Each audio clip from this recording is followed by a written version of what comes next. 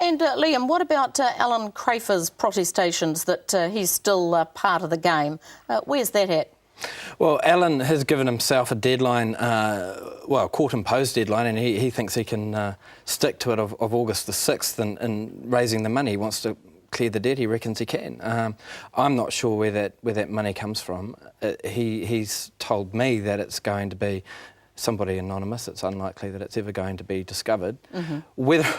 Whether or not the money is forthcoming is anyone's guess, but it's an unlikely scenario. What do you make of it, Bernard? Let's be frank about this. It's in his own dreams. This money, $200 million, is not going to come from a bank or any other lender. Remember, he has defaulted on his debt multiple times. He has worked to obstruct the receiver. He actually tried to get some cattle off the property and into another farm at one stage, which the receivers were very angry about. You could argue he is a cattle rustler, and he has no credibility in the eyes of lenders. I'm surprised that various elements of the media continue to talk to Alan Crafer. He is off in his own world. Right, so that doesn't sound as though that's a very serious level of contention.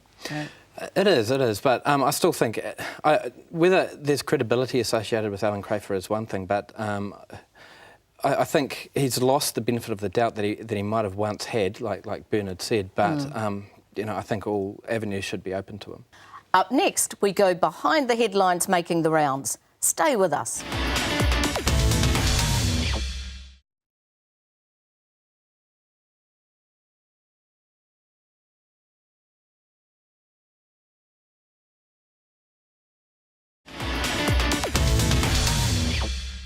Welcome back to Straight Talk.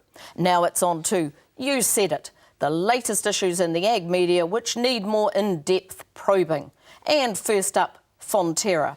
Well, Bernard, is the end of the golden weather in sight with the drop on the global dairy trade price auction platform last week? Yes, the white gold rush. Is it over? Prices down 14% or so in the latest monthly auction. It's clear that extra supply is coming onto the market, particularly in the United States, and global dairy trade itself really increased the amount of volume going through the internet auction platform in the last month. It's all the simple old stuff of supply and demand.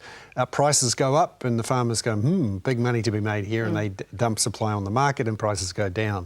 This is a potential concern, particularly as the currency starts to wobble up again. This week, the currency up to 72 US cents again. This prospect of an $8 payout raised by Henry van der Heyden when the initial forecast of $7 payout came out suggests that with prices falling and the currency rising, we may be closer to $7 as the payout than $8. Would you expect to see any comment from Fonterra in the next few weeks, or they'll just be riding it out, seeing what happens?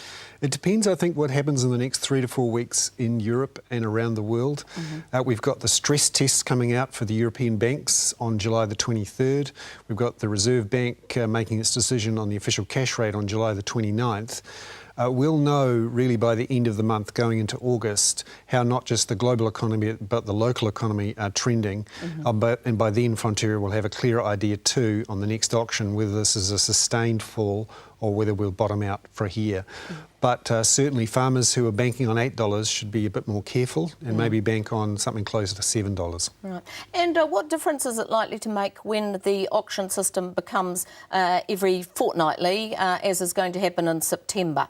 Will that mean a smoothing of prices, do you think? We won't see some of these jumps or drops as we've seen previously? There was a lot of criticism of global dairy trade when it first came out, but I think people now see that it is a good reflection of what's happening in the market, and the more often we have an auction, the easier it will be for farmers to start forecasting their prices and for those people monitoring prices. However, you can get more up-to-date prices from the US Department of Agriculture, who will tell you what's happening with dairy prices on a weekly basis. So it's not too far off the mark, and the numbers coming through from global dairy trade are fairly close to what those global prices show.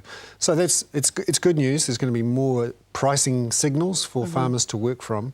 I don't think that it actually distorts the market, and those complaining about global dairy trade are pretty quiet now. They've gone quiet now, yes. Yeah. Well, Liam, moving on to the meat industry, Keith Cooper from Silverfern Farms, he had a piece in the Sunday Star Times at the weekend where he basically said the meat industry was its own worst enemy. After 128 years, they really hadn't got their act together. This is a fairly frank assessment from one of the industry's leading players, isn't it? It is, but it's nothing new. Players in the industry have been banging on about the need for rationalisation and some sort of consistency across the board for years and years. And it's a very present need now, especially as prices are waning. Could you see his piece as an admission of defeat, perhaps? No, absolutely not. I think he's trying to lead the charge. He's trying to be out there and fire up, the competitors. It's a competitive world, from procurement right through to marketing, and I think that's what he's trying to get an edge on. Yeah. One of the problems here is that the meat industry is still bogged down in its cooperatives, and one of the problems with cooperatives is when they fail, it's very difficult to actually force them out of business. If a company fails, the banks call in the receivers and the management goes and things are cleared out and we start again.